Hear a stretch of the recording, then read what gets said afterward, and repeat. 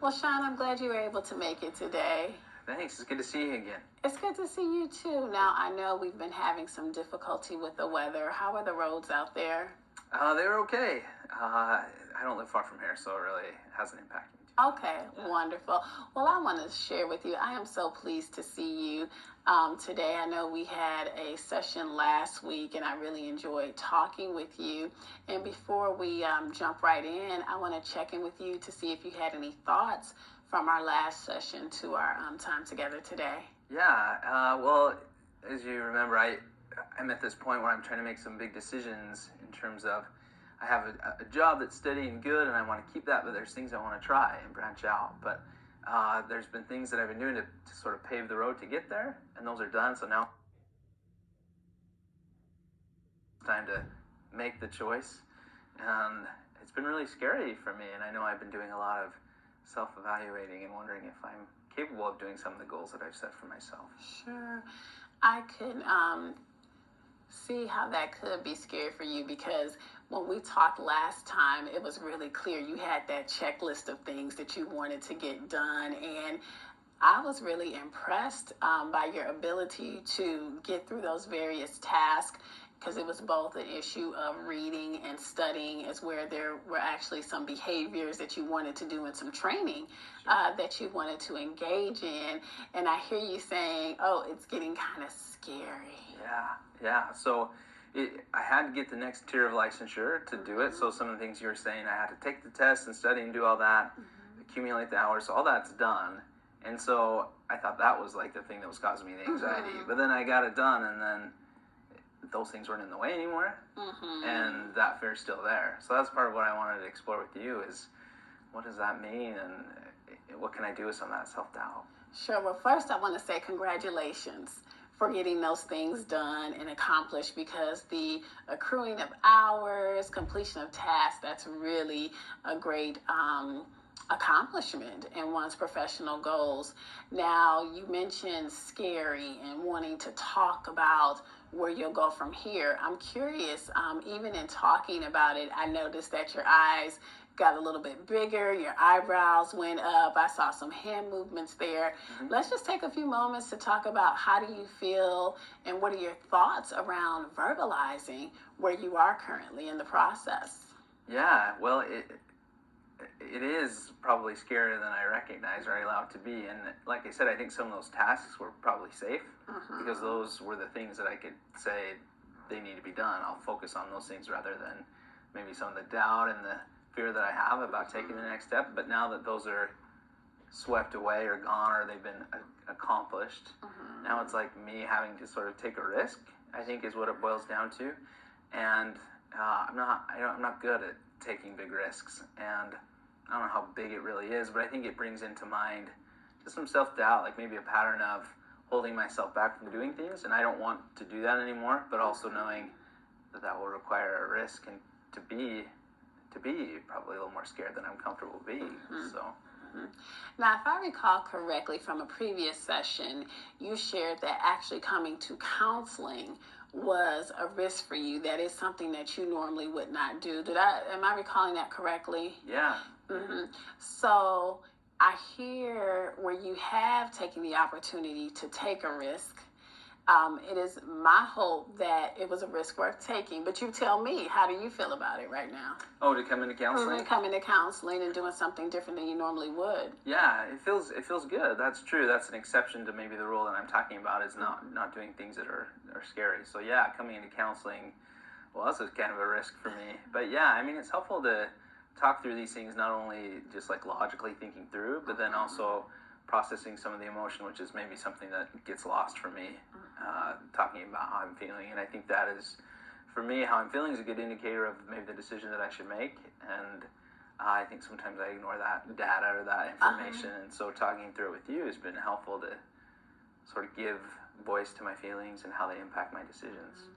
Wonderful. I'm really glad that you have that insight in terms of being able to talk about your feeling. And one of the things that entered my mind is that we have cultural differences, whether it be our family of origin, how we were reared, it could be our race, our ethnicity, and I'm curious, for your family or your cultural background, is it common for people to be able to express their emotions and their feelings? And if so, what may be appropriate or inappropriate in terms of the expression of emotion? Yeah, I mean, so growing up, that wasn't something that was very part of my upbringing. Mm-hmm. My dad being from India, it was hugely education focused and accomplished focused, which is great. I think those have helped me sort of focus in that way. But yeah, culturally speaking, did we sit down and discuss emotions? No. And even my seeking out a profession in counseling and sort of that's the moneymaker of talking about emotions and things like that. I think that was a departure from how I was raised. But I definitely see the value in that, and I don't mind doing it, but I recognize that's been a learning process and something that I'm probably still developing and learning and growing. But yeah, I mean, I think that's worth exploring. I just hadn't put a lot of thought to it. But yeah, that's part of it. All right. So here we have, I'm going to continue to focus on this topic that you've brought up, I should say, around risk. Mm-hmm. So entering into counseling, you took that risk to come to share your thoughts about your next steps in terms of moving forward with your profession. In addition, we now are introducing culture and the risk to do something different, the heavy influence on education and academic pursuits, and maybe not pursuing a helping profession as a career. So how has that been for you?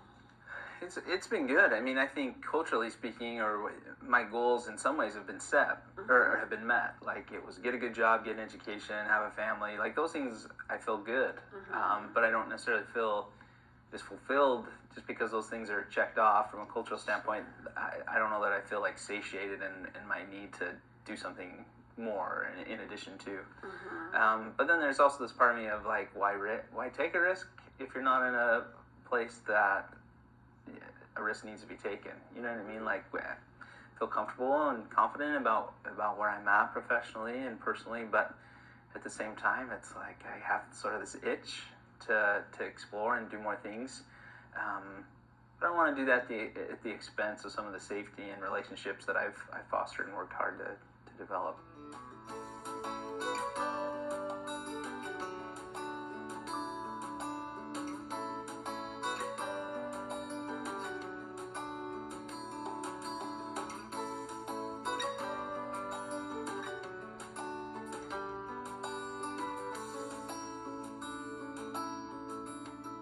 Nice to have you here. Nice to meet you. Aaron, Robin, Michelle. I understand that you had a friend of yours refer me to you, and so that's kind of how you've landed in my office today. And we had talked a little earlier about basically what I do as a counselor and my orientation as a systems therapist or a systems counselor, and what that looks like in terms of often what happens in families with individuals affects each other in ways in which sometimes we don't anticipate. And so that's kind of the way that I approach working with you, and wondered if you had any questions about that. I don't have any. Okay. We also talked a little bit about confidentiality, how what we say in here stays in here, and that there would be a few limits to that I talked with you about times in which I might have to break that confidentiality. And so I wanted just to kind of reiterate that with you. So do you have any questions before we kind of start? Yeah. I would think that this would be kind of a new, kind of a weird experience for you. Have you been in counseling before, ever? No. Yeah. So just kind of heard friends talk about it. Friends that referred you. So yeah. So I can imagine that there would be some hesitancy in kind of coming in here and what's this going to be like and what's that about. And Michelle, I'm thinking from your your perspective too, this must be kind of strange for you. Yeah, it is. Yeah. So, like, kind of, I don't know what to say, or what's this going to be like, and Yeah. Yeah. What are we gonna do? yeah. So one of the things that I would like to ask you all to do is, as we go along, and as we talk with one another, I'd like you to just be aware of maybe some feelings that you have, maybe some feelings about some of the things that you're telling me, or maybe some feelings about what it's like even being here, and kind of the rule that I like to establish is that we all get to kind of talk about those things. Sometimes the things that you might think that's not really important may be a really important thing. So I would ask you to just be aware of what reactions you may have, or what things that come up during the session, and let's go ahead and talk about them. So with that, who would like to start? What brings you in? I'll start. The thing that kicked this whole thing off is I work a lot out of town, and I travel a lot during the week, and I'm usually out of town Monday through Fridays. Usually get back in pretty late on Friday nights. My schedule cleared up quite a bit on Friday, and I decided to come on back in Thursday night. And when I got in Thursday night, I could hear my wife and daughter, and I didn't know what was going on. And so I ran upstairs, and my daughter was bent over the toilet throwing up, and my wife was pulling her hair back out of the toilet and away from her face, comforting her. And when I immediately noticed the smell of alcohol and what was going on. So I just got a little concerned about her drinking, and especially getting to the point where she was throwing up in my home. And typically I really do not like the concept of alcohol. I don't want anything to do with alcohol. I don't want anything about alcohol in my house, especially affecting my daughter that way. Yeah. So the fact that she's in the bathroom throwing up in the toilet, and you go in and you smell alcohol, was a new thing. You've never seen her or known her to drink before at all. Not before this time. Okay, so this is brand new to you. Yes. And must be quite a shock to you. It was, I walked into my house. I heard what sounded like screaming and yelling, and I didn't know. I was afraid. I was shocked, and it just turned into just really being mad when all my senses came together. And I'm like, sick daughter, alcohol. It just all came together. Mm-hmm. So what started is, you come up, you hear her throwing up, and you're concerned. There was a moment in which you were aware that it turned to anger for you. Yeah. The minute that I smelled the alcohol, it's that's when I went from overprotective dad to just being mad at her, and I was angry with my wife for some of the things I was listening to my wife say. She was like, "Oh, honey, it'll be better, and don't worry about it," and all that kind of stuff. And I was just I just felt kind of angry at both of them, the situation and both of them. Yeah. This is where I would like to interrupt and point out that our daughter's getting older. She's going to be going to college in the next year. Drinking happens at college. We know this. She was asking questions about it, and I thought, well, it's a safe place at home. We'll just let her see what it's like so she can experience it. He's never there, so he doesn't know the kind of day in, day out questions that she's having and the things that she's being faced with even in high school. And I'm just trying to help prepare her for going away from home and not having us to protect her all the time. So I want to see if I can get this right in terms of like the events that happen here. I'm hearing that you want to prepare her. So did she actually get drunk at home? And then We were just having our toddies. That's all. okay, Yeah. all right. So you were drinking together at home, and you got sick and had to use the bathroom. And so one of the things that you're saying is that hey, this is this is something that I want to prepare her for real life. This is going to be a reality that she faces in college, and I want to help her. And Dad, I see your head kind of shaking back and forth. You're not in agreement with that strategy. No, not at all. It's, you can go to college and not drink just as well as you can go to college and drink. And it's been my rule in my house that there's no alcohol. And once again, I come in and my wife is encouraging something that they both know is a no-no in my home. So I'm wondering if it felt like a surprise to you to see Robin drinking. It did. Yeah. And once again, it just turned into anger at not only the situation but both of them, because my rule, my house, no alcohol. It's the first time that's happened that I know of. But times are different from when you went to college. You don't know what the kids have to face these days, and she's going to be experiencing things that you and I didn't have to experience, and making decisions that we didn't have to make decisions, and we just need to prepare her, because if we prepare her while she's with us, then we can help protect her for when she moves out and has to make these decisions on her own. And those decisions would be better drunk. She needs to know what it feels like to be drunk so that she can decide if that's what she wants. I just can't understand what she's saying. I don't understand that logic. It's interesting for me to watch this, because one of the things that I see is that you're having a conversation with one another about Michelle. And I'm wondering if this feels familiar to you.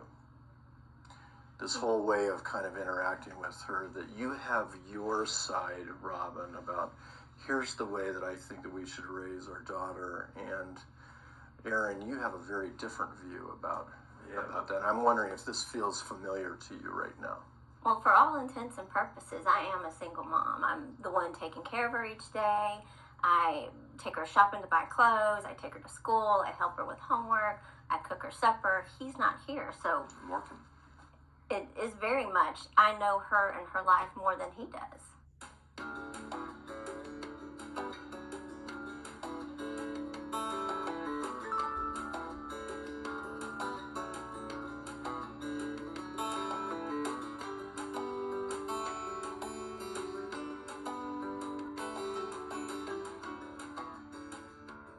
Well, it's great to see you guys again, and I'm glad that you were able to make it back this week. I did want to go ahead and take a few minutes to just reintroduce some information that I gave to you in the beginning and that we spoke about during our first session, and that's the informed consent. And just a gentle reminder that I have a responsibility to report any incidents of child abuse, abuse of a person who's elderly or disabled, to the appropriate authorities. In addition, if either of you reveals that you're suicidal or homicidal, I would need to go ahead and report that to assure your safety and or the safety of another person. So, are there any questions that you have about that, or does that feel clear? No, that's fine. That's good. Okay. Well, great. I'm glad for that. Just again, to restructure our work and kind of where we left off last time, this counseling work is practiced from relational cultural theory. And to give you a sense of what I'm talking about by that, relational cultural theory really posits that our lives, our very meaning is predicated on participating in growth fostering relationships. And what I've really learned about you is that your history has been a growth fostering relationship. You've had a lot of zest, a lot of joy, just a lot of wonderful experiences together in your time that you've spent as a couple. And that over time, what's happened is that you've experienced many disconnections that happened repeatedly and that started to take on sort of a chronic pattern and become really an experience of isolation for each of you. In relational cultural theory, we use the term condemned isolation to speak about an experience in which each of us has a time in which we've been disconnected so much that we no longer believe in our own abilities to reconnect to each other, and we don't trust even our own sense of what's well for us in relationship, and we don't have a sense that the relationship can fulfill our needs. So we start to really get very fearful of continuing and moving, trying again and again to bring the other person back in. And so my sense is that that's largely what's happened. And as I've said that, are there any thoughts that occur for either of you initially? Initially, no. I think what we're still struggling with is how do we move forward. We have a good conversation at home. We can talk about that stuff, but we tend to get stuck still. I would start off to say, I really do love you, and I want to be in a relationship with you, and yet there's this kind of tension all the time where we're fighting a lot. And we're not even yelling at each other. It's just kind of like this cold shoulder approach to the conflict in the house right now. I get home, I'm exhausted, I want my time, I need to debrief. And he comes home and wants to chat, and just doesn't give me my space to recover from the long day I've had. And then by the time I recover and I want to talk to him and want to interact with him, he's in bed asleep. And so our whole evening is leave me alone, I want to chat, no communication, no connection, no interaction that's of any substance other than just the kind of biting edge stuff that's just kind of the cold shoulder stuff. And so, Sean, do you have Yeah, a sense? that's pretty much it. I mean, he doesn't. He says he cares and says he loves me, but he doesn't make the time to have those conversations when we get home. And like he said, I go to bed early because I get up early because I go to the gym and work out in the mornings. And so when I come home, I want to talk to him, and he doesn't want to talk. And then the next thing you know, it's time for me to go to bed. I understand he spends the whole day talking, listening, but I just don't understand why he can't listen to me and talk to me at the end of the day. So. Okay. And so, you've said he spends the whole day talking and listening, and I don't know why he doesn't have the time to spend with me. Now, is that something that Weston's actually said, or is this your perception of what's going on? Yeah, that's what he does. He listens to people all day. That's what he does at work. Well, I've said it. It's like I get home, I've listened to people's problems. I do work similar to yours. I want my downtime. It's like, I don't care what's going on in your office and which lawyer's fighting with which lawyer. It's a petty fights that he talks about, and I just don't want to listen to it right now. And I just need that time. If you will, I'm a classic introvert. I recover by having that downtime. And I just want a little bit of half an hour, 45 minutes, an hour of time to rest, to regroup. There's so much kind of crisis mode during the day that it's just, I'm exhausted. I feel half it hour, right now. 45-minute turns into 2 hours, though. And then the next thing you know, it's time for me to go to bed. He knows I go to bed at 9 o'clock. He knows it. And so, he waits until it's time for me to go to bed. But then he wants to talk. Well, it's time for me to go to bed. If you really cared about me and wanted to talk with me, then you would make the time to do that. And he doesn't.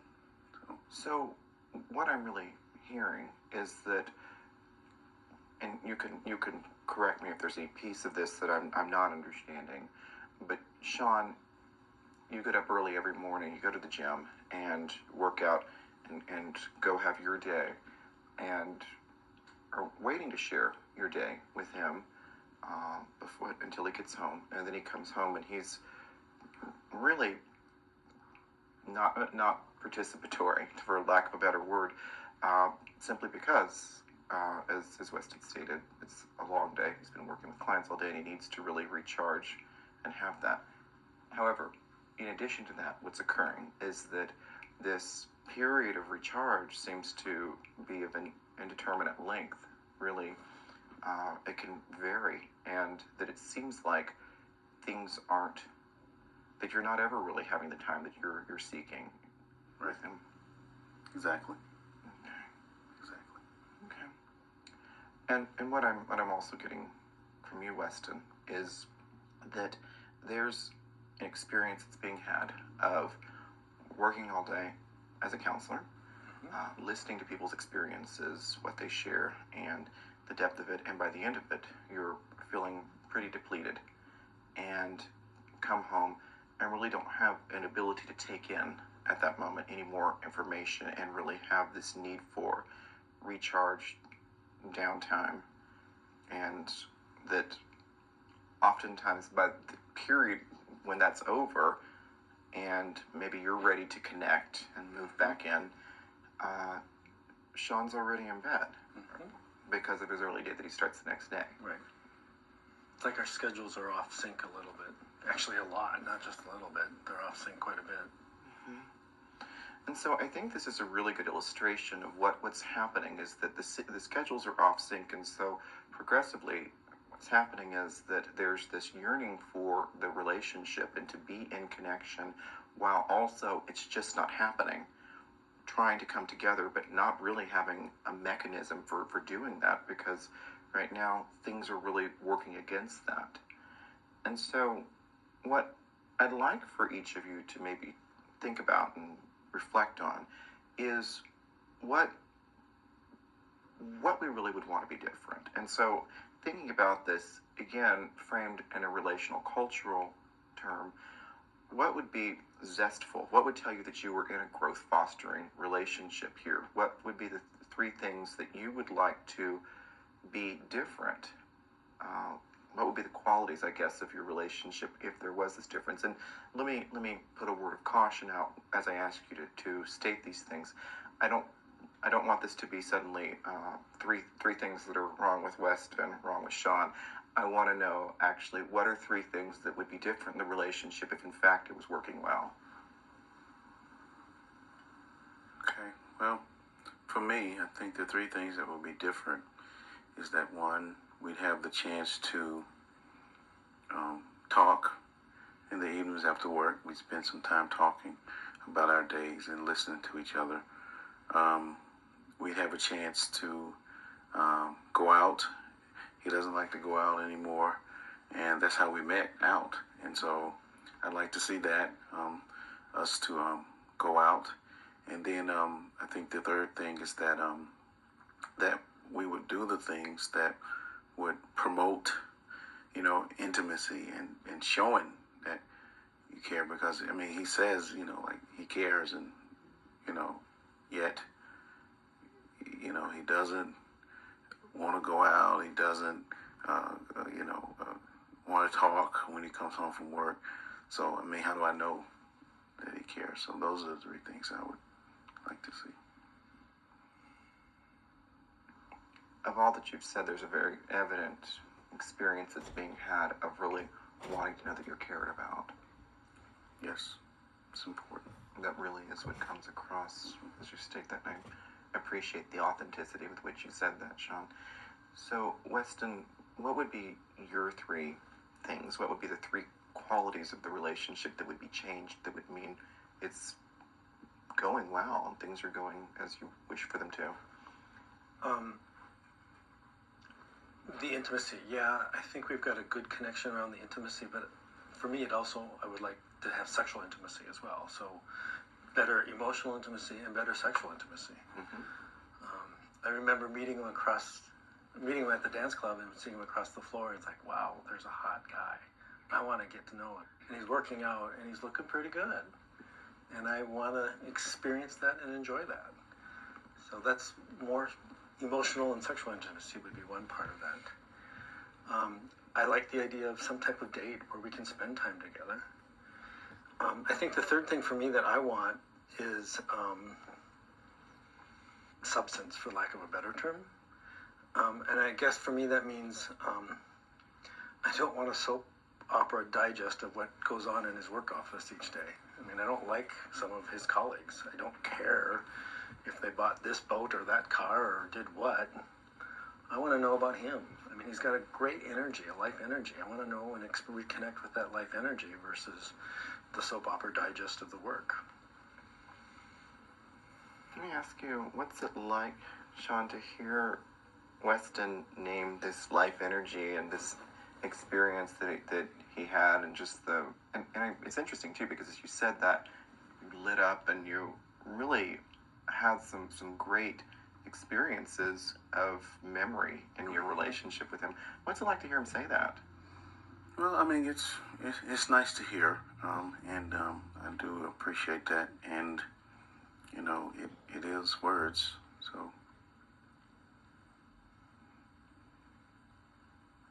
it's words. It's nice words, but it's words. Tell me a little bit more about that. Well, I mean, he says all these things, but you know, he never wants to go out. I mean, we go to the bar where we met. He never wants to do that. He wants to be home, and you know, he wants to have a sexual relationship, and that's all good. But I mean, I can't be sexual with someone who's not listening to me, who's not willing enough to listen and be, because that, to me, that's intimate. Sharing and talking is intimate. So, you know, it's nice words. He's a good talker.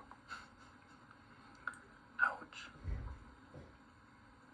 You just said ouch. He's a good talker. It's like I've been dismissed. It's like when I try to be present to him, it's not the way he wants it, so we kind of keep going our separate ways. It's not when he wants it, so we kind of just, almost like a zinger. Talk more about the zinger. Well, just right now, I was saying what he wanted to hear. I get maybe I need to say it more and follow through with it more and put that out there, but it's like it's not enough. And it's like, what more do you want in terms of letting you know that I love you?